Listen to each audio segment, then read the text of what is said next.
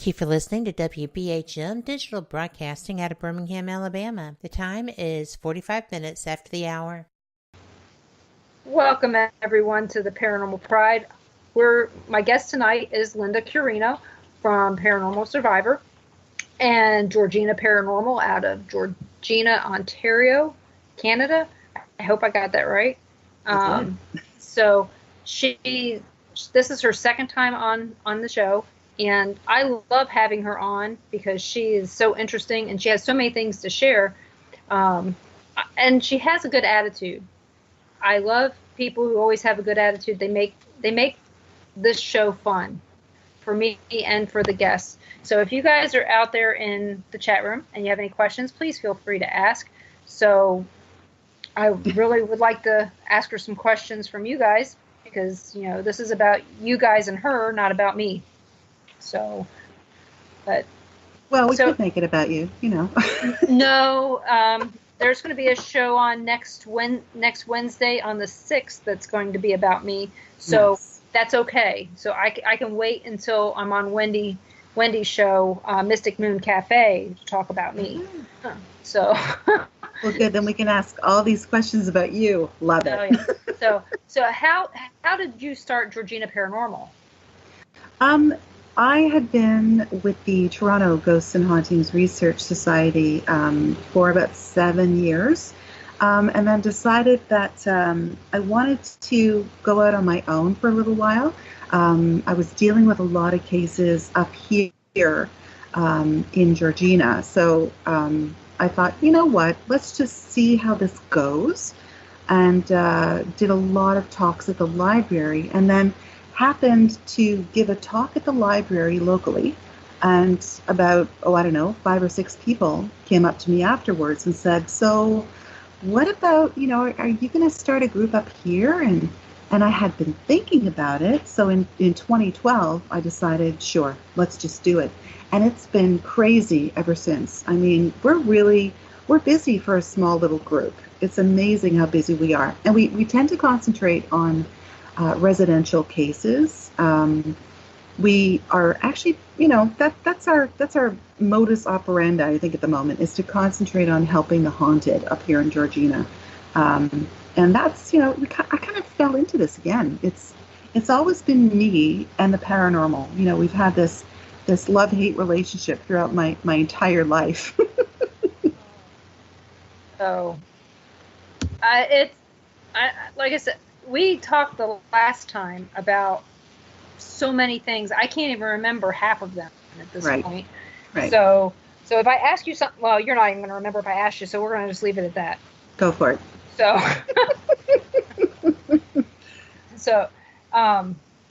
is your husband into the paranormal at all? No, my husband is a music lover and drives me crazy because all he ever does is make lists and write blogs about music. No. The best thing about my husband is that he's really open-minded. So he listens to all of my stuff about the paranormal, and he's very, very supportive.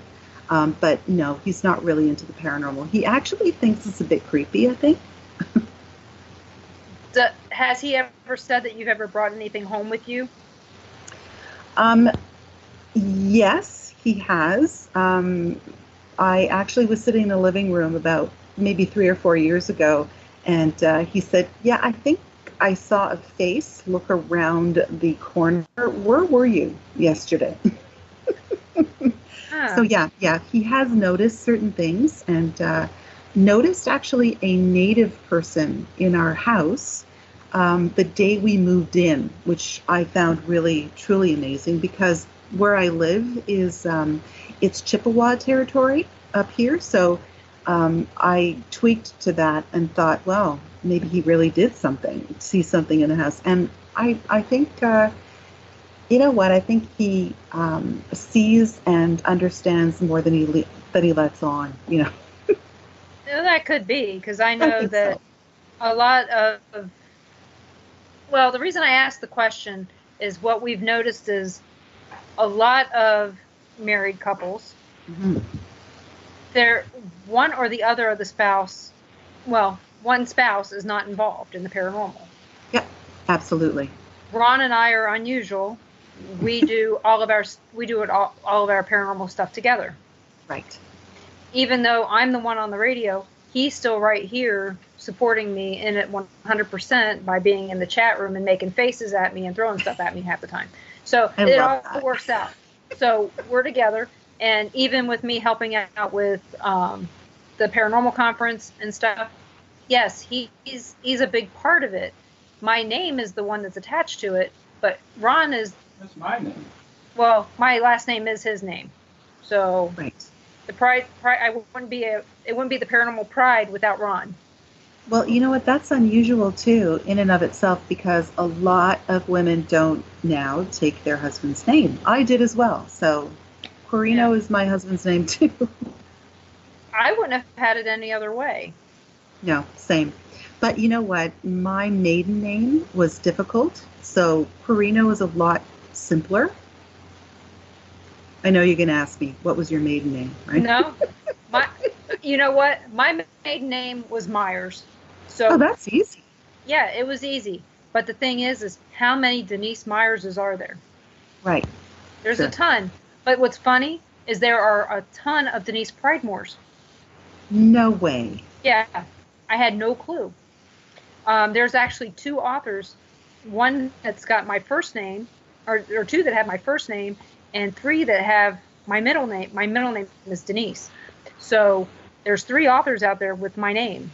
So when I do decide that I want to publish something, I'm probably going to have to use my first and middle name. That's interesting. So it is kind of strange as far as that goes.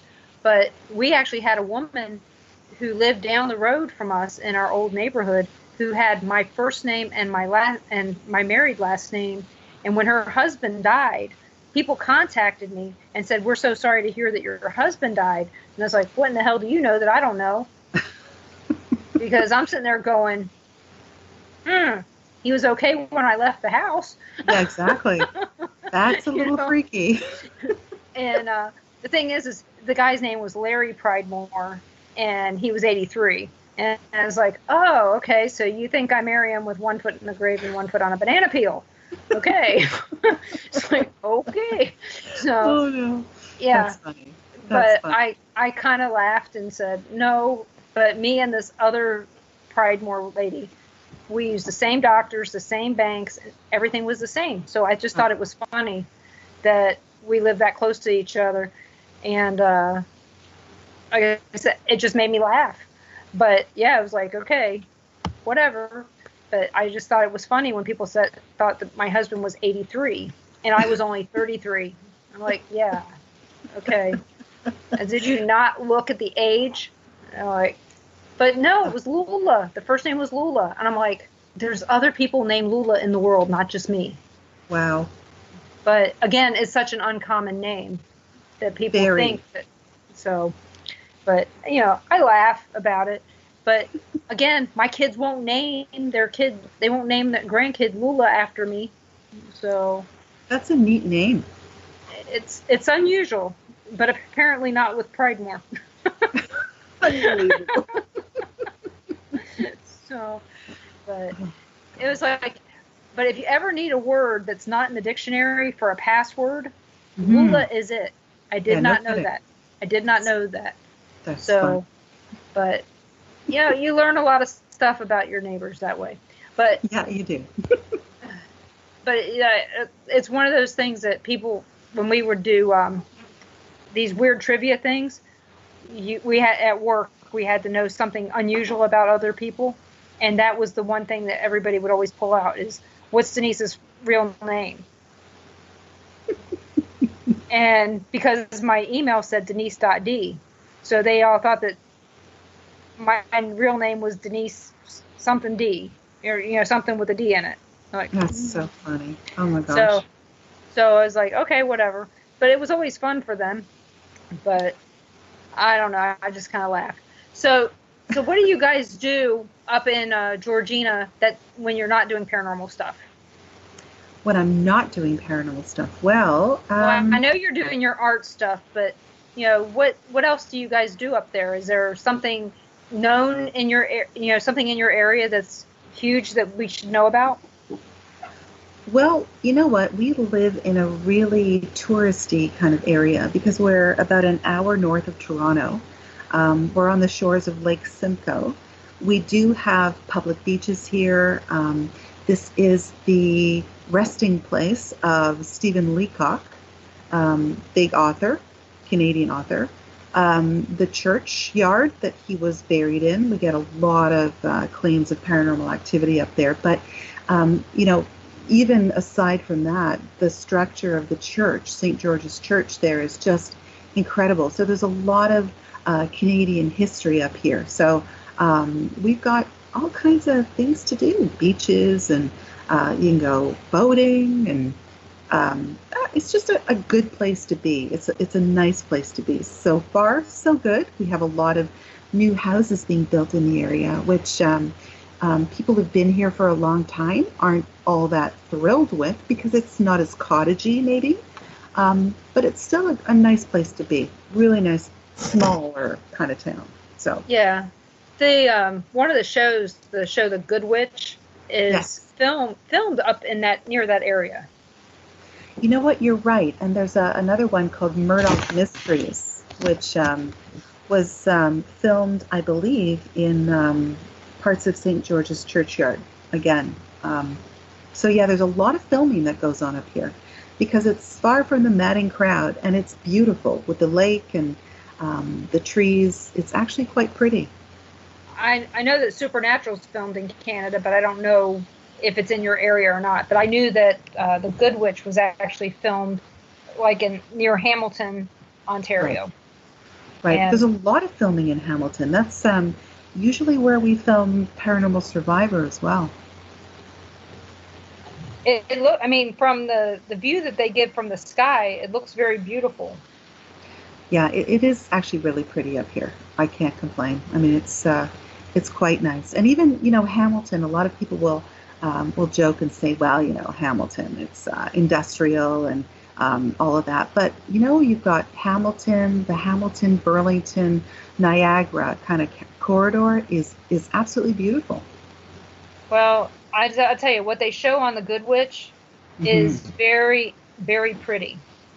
So it makes you think of a small town that is just big enough for whatever you want to do. Has a lot of different things, water, beautiful parks. So, and some of the places I've seen on there, truly, I would say you could go in and find probably 50, 60 places that are haunted within a day's walk of any place. Oh yeah, for sure. Even up here, honestly, there's no lack of haunted locations or purportedly haunted locations. Right, and I know I've looked at some of what you guys have on, you know, what they show online. Of course, I know that that's just hearsay until you go and you check it out yourself. Yeah, absolutely. So, but I know that I've read a lot about on your website about what you guys have done, and the stuff that you guys have to present out there is so much more credible than some of the other teams that I've seen. And we'll talk about some of that when we come back after the top of the hour, because we're getting ready for another break. And this break is going to be a little bit longer. This one's 5 minutes. It's going to be the NPR news break. So if you guys want to go out and get yourself a nice warm drink, it's going to take a little bit longer to make, take the dog out, whatever. This is the time to do that. And while you're doing that, think about what questions you might want to ask, because otherwise I'm going to keep coming up with them. And Carl, we're going to ask your question when we come back. And don't worry, I know what it is. So we'll get that asked and answered. And you guys all will have a great time for this last hour. And we are, having a brain fart night. So you guys, you're listening to WBHM Digital.